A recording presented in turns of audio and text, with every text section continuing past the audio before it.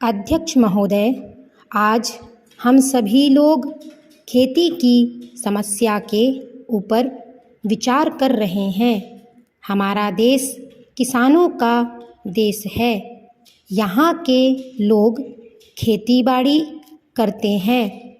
आज़ादी से पहले हम करोड़ों रुपए का अनाज देश के बाहर भेजते थे, लेकिन दूसरी लड़ाई के बाद हमारा देश अन्न के मामले में दूसरों पर निर्भर हो गया।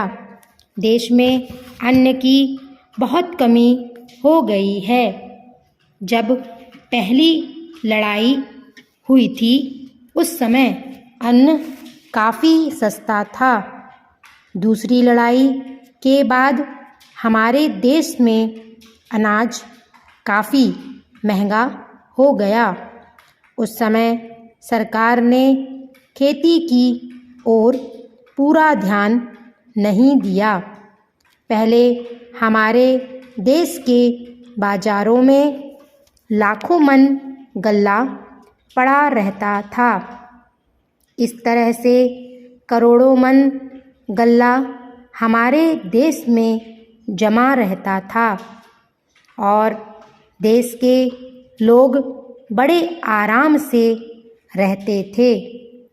उस समय गेहूँ बहुत सस्ता था, लेकिन आज आप देखें कि गेहूँ काफ़ी महंगा हो गया है।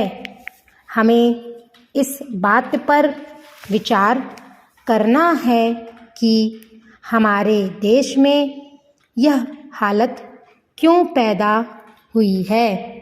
हमने पंचवर्षीय योजनाओं का सिलसिला बनाया, लेकिन खेती पर हमको जितना ध्यान देना चाहिए था उतना ध्यान हमने नहीं दिया।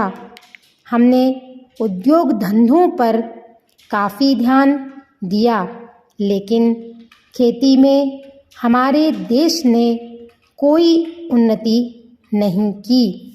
हमारी खेती की पैदावार कम होती गई।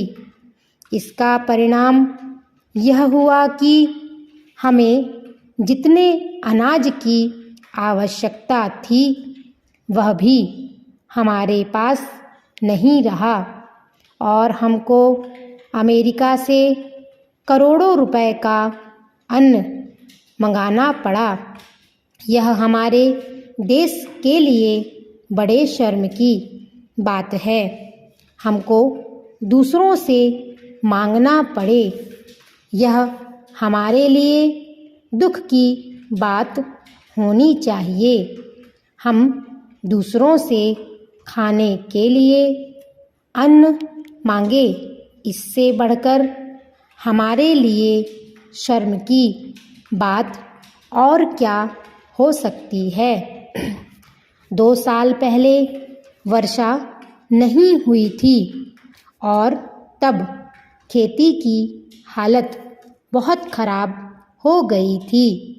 अभी इस तरफ ध्यान दिया गया और वर्षा भी अच्छी हो गई।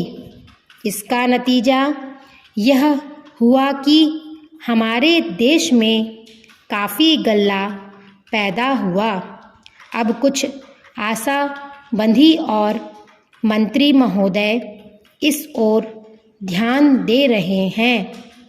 ऐसा मेरा ख़याल है कि ज़्यादा से ज़्यादा पानी का इंतज़ाम हो, बीज का इंतज़ाम हो, खाद का इंतज़ाम हो और लोगों को कर्ज मिले ताकि वे अच्छी फसल पैदा कर सकें। ऐसा करने से ही देश की उन्नति होगी और किसान सुखी रह सकेगा।